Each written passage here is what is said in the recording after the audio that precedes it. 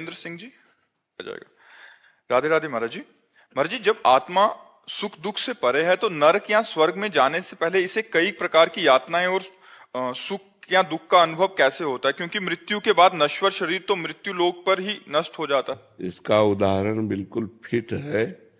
जब आप सैया पे सोए होते हो तो स्थूल शरीर सोया होता है ना, तो स्वप्न में जो सुख दुख होते हैं ना, लेकिन नहीं होते, लेकिन अनुभव में आते हैं ना।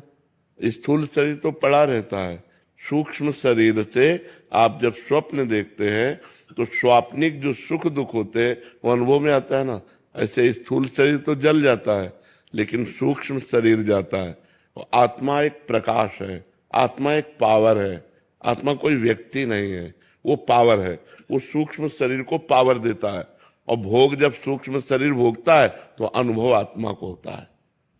आत्मा को कोई कष्ट नहीं होता। नैनम छिन्दन्ति शस्त्राणि नैनम दहति पावका न चैनम क्लेदयन्त्यापो न शोष्यति मारुता। अग्नि जला नहीं सकती, जल डुबो नहीं सकता, वायु सुखा नहीं सकती।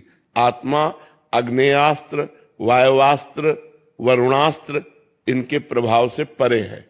लेकिन जैसे स्वप्न में कोई दुख ना होने पर भी हमें दुख या सुख का अनुभव होता है। जो सपने सिर काटे कोई, बिन जागे दुख दूर न होई।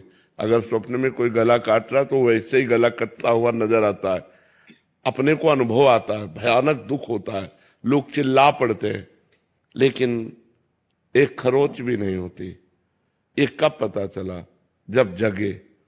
ऐसे जीव को सूक्ष्म शरीर से नरक या स्वर्ग आदि के सुख या दुख भोगना पड़ता है। समझ पा रहे आप? आत्मा निर्लेप होने पर भी वो सुख दुख का भोगता तब तक बना रहेगा जब तक भजन के प्रभाव से वो निष्पाप नहीं हो जाएगा, कर्म समाप्त नहीं हो जाएंगे।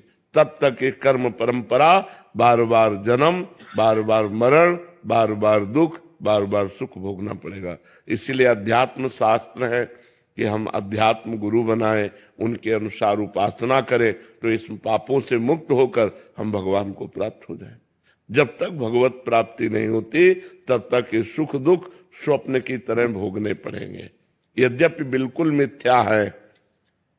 अब जैसे सपने में कोई डूब रहा है तो बाहर से हम उसकी नाव की व्यवस्था कर दें, तैराक की व्यवस्था कर दें, लेकिन हम उसे बचा नहीं सकते।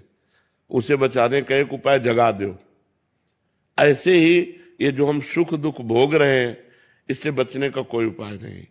एक उपाय है, जग जाओ, मोह निद्रा से जग जाओ और ज्ञान प्रकाशित हो जाए तो सच्चे मानिए कोई सुख दुख का अनुभव नहीं होता।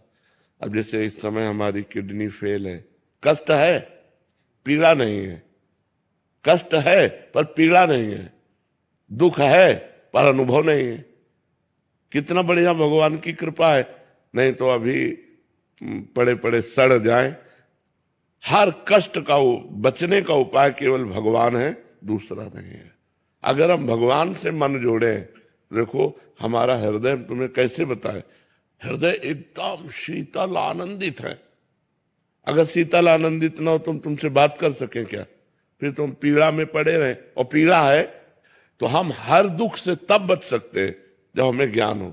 ये केवल प्रवचन से नहीं दूर होने वाला। अगर अंदर स्थिति नहीं है ना तो प्रवचन से दूर होने वाला नहीं। न प्रवचन सुनने से दूर होगा, न प्रवचन करने से दूर होगा, भजन करने से दूर होगा। अगर हम भजन करें तो अज्ञान का नाश हो जाए, तब हम ये देखेंगे कि सुख दुख से परे आत्मा है। और जब तक भजन नहीं करेंगे तब तक मलिनता होने के कारण, जैसे स्वप्न में कोई दुख सुख नहीं होता, ये जगने पर पता चलता है, ऐसे ही जब तक हम मोह में फंसे हैं तब तक सुख दुख भोगना पड़ेगा। जब तक ज्ञान में नहीं जगेंगे तब तक ये सुख दुख दूर नहीं होगा। जेहि जाने जग जाए हेराई, जागे जथा स्वप्न भ्रम जाई। जिस परमात्मा को जान लेने के बाद ये संसार का सुख दुख नष्ट हो जाता है। कैसे? जैसे स्वप्न का सुख दुख जगने पर नष्ट हो जाता है। समझ पा रहे? भजन करोगे तब समझ पाओगे। ये ज्ञान की बात है, ये अध्यात्म मार्ग की बात है जी।